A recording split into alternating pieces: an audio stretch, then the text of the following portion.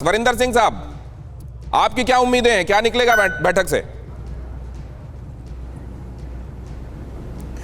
देखिए, ऐसे है कि ये जो बैठक प्राइम मिनिस्टर साहब ने बुलाई है जम्मू कश्मीर के लीडरों के साथ, तो हमारी पार्टी लीडरशिप भी वहाँ गए हैं, सभी लीडर लोग वहाँ गए हैं, वो अपनी अपनी बात वो जो वहाँ रखेंगे। लेकिन बात यह है कि जो इस मीटिंग की आप मायने की बात करते हैं, जैसे बाकी साथियों ने भी कहा, आरपी सिंह जी को मैं सुन रहा था, वो कह रहे थे, मैं तो ये कहना चाहता हूँ कि जम्मू कश्मीर के लोगों का कसूर क्या था कि जम्मू कश्मीर के लोगों ने कोई गुनाह तो किया नहीं था कि जो पिछले 2 साल से डेमोक्रेसी को ख़त्म करके आपने पूरे हिंदुस्तान में लोकतंत्र है लेकिन सिर्फ जम्मू कश्मीर में लोकतंत्र ख़त्म किया और यहाँ पे एलजी गवर्नर रूल आपने लगाया। और उसके बाद जो बड़ी बड़ी बातें यहाँ की गई, जैसे जो इन्होंने अभी कहा जी हमने डेवलपमेंट हमारा एजेंडा है, हमने बीडीसी इलेक्शन करा, हमने डीडीसी इलेक्शन की बात ये भी कर रहे हैं। तो डीडीसी इलेक्शन की 280 सीटें जो थी वो जम्मू कश्मीर में थी, उसमें से भारतीय जनता पार्टी ने सिर्फ 75 सीटें जीती हैं।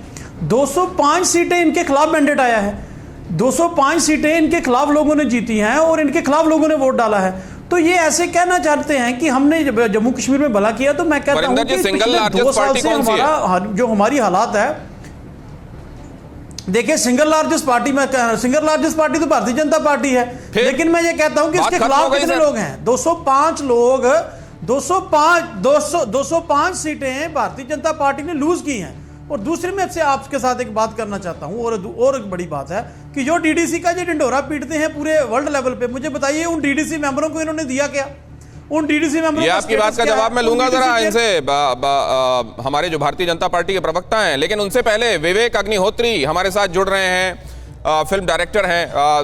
सर, हर एक वॉक ऑफ लाइफ से जुड़े हुए लोग बड़ी संजीदगी से देख रहे हैं इस बैठक को कि किस बैकग्राउंड में शुरू हुई, और ये भी बड़े पुरुम्मीद हैं कि इस पे आउटकम क्या निकलेगा। आपका नजरिया? देखिए, एक तो बात यह है कि डेमोक्रेसी में पिछले जब से एब्रोगेशन हुआ है 370 का, तब से एक बैठक बातचीत नहीं हुई है लोगों के बीच में।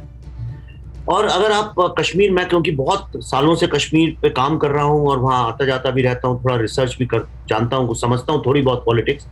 समस्या ये है कि आप कश्मीर में किसी से भी अगर बात करें, चाहे कोई भी हो, चाहे वो टैक्सी वाला हो, शिकारा वाला हो, पढ़ा लिखा हो, जवान लोग हो, तो सबकी शिकायत जो ये गुपकर लॉबी जो पूरी है, जो ये 2-3 जो मेन लोग हैं, इनके साथ है। कश्मीर में बच्चा ये मानता है कि इन लोगों ने अपनी कोठियां बनाई हैं बहुत करप्शन करके और कश्मीर को गरीब छोड़। मैं अभी कुछ वक्त पहले वहां शूटिंग भी कर रहा था, लोगों में एक तरह की एक उम्मीद नई तो जागी है, इसको लोग माने चाहे ना माने, अंदर आप बात करेंगे तो समझ में आता है। अब ये वहां पे आपको, लेकिन आप इसको चला नहीं सकते बहुत दिनों तक प्रेसिडेंट रूल लगा के, तो वहां पे एक डेमोक्रेटिक पॉलिटिकल प्रोसेस का भी शुरू होना बहुत आवश्यक है। और उस दिशा में मैं ये नहीं मानता हूं कि आज की बैठक से कोई बहुत हल निकल जाएगा, लेकिन 2 पार्टियां 4 पार्टियां जो है, जितने भी स्टेक होल्डर्स हैं, उनने इतने साल से बात नहीं की है।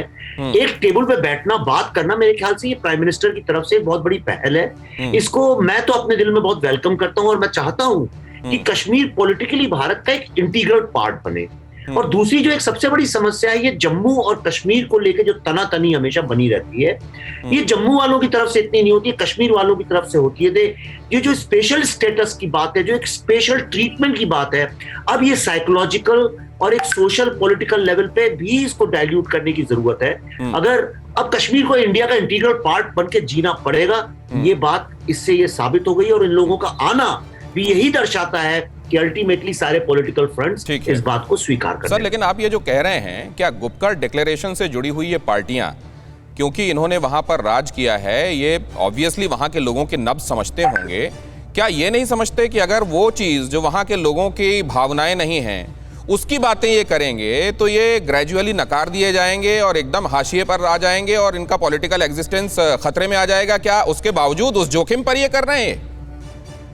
नहीं, देखिए, आप अगर पूरी शेख अब्दुल्ला के वक्त से पूरी हिस्ट्री पढ़ें, एक्चुअली शेख अब्दुल्ला साहब के बारे में भी बोला जाता था कि he is a Democrat in Delhi, he is communal इन कश्मीर।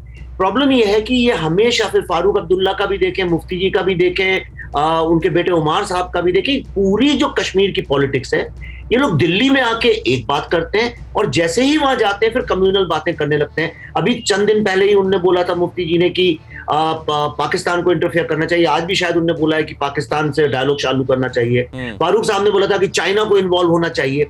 ये चाहते हैं कि फॉरेन एलिमेंट जो हैं वो किसी तरह से कश्मीर में इन्वॉल्व रहें, लेकिन अब उसकी संभावना ही नहीं है। और जब बातचीत उनकी होगी बैठ के प्राइम मिनिस्टर होम मिनिस्टर से, तो शायद धीरे धीरे 2-4 मीटिंग में उनको ये समझ में आ जाएगा कि ये ओल्ड स्टाइल जो पॉलिटिक्स है तोड़ने वाली, ये जो डिसइंटीग्रेट करने वाली है, अब इसका भविष्य खत्म हो चुका है, ये अब चलेगी नहीं और उनको अपना रवैया बदलना ही पड़ेगा। और आप लिख के लिए रवैया बदलेंगे क्योंकि इसके अलावा कोई ऑप्शन नहीं बचेगा। रवैया बदलेगा, इसके अलावा कोई ऑप्शन नहीं। और ये वो कह रहे हैं जिन्होंने कश्मीर फाइल्स बनाई है। हमारे ज्यादातर दर्शक जानते हैं कश्मीर फाइल्स के बारे में, लेकिन जो नहीं जानते वो बता दूं कि है तो ये फिक्शनल वर्क, लेकिन कहा जाता है कि कई बार fiction is stranger than the reality. अब ये नहीं, ये फिक्शन नहीं है, मैं बता दूं, ये कश्मीर जेनोसाइड जो हुआ था 1990 में, उसके पूरे विश्व में जितने फर्स्ट जनरेशन फैमिलीज हैं, विक्टिम्स, जिनके यहाँ कोई मरा आया, जिनके यहाँ कोई रेप किया गया या जिनके बच्चों को मारा गया, उन सबके हमने जाके घंटों के वीडियो तब तो ये रियलिटी है सर। तब तो अगर ये रियलिटी आप सामने लेकर आए हैं तो आप इनसाइड आउट जानते हैं चीजों को। तो मैं एक बात ये समझना चाहता हूं कि आज कनेक्टेड वर्ल्ड में आप दिल्ली में कुछ बोलें या यूके में कुछ बोलें या यूएस में या फिर जाके श्रीनगर में, जो आप यूके में बोलने वाले हैं वो श्रीनगर पहुंचने वाला है और श्रीनगर का कहा हुआ यूएस में समझ जाएंगे लोग। ऐसे में ये अगर आप कह रहे हैं दिल्ली में कुछ और कहते हैं वहां कुछ और, तो फिर तो ये इनका रेजन डेट्रे ही खतरे में है। जी हाँ, इसीलिए आप देखिए कि आज इन लोगों का जो पावर था, इनका पावर कैसे था, ये सब करप्शन को लेके। आप अगर कश्मीर गए, आप देखिए इतनी गरीबी है वहां पे, लोग जो हैं उनके पास कुछ पैसा नहीं है, और ये लोगों का अगर आप देखें तो बड़े बड़े आलीशान पूरी प्रॉपर्टीज इन लोगों ने खरीद रखी और ये वहां का लोकल आदमी जानता है। फिक्र आपकी, सोमवार से शुक्रवार रात 9 बजे सिर्फ TV9 भारतवर्ष पर।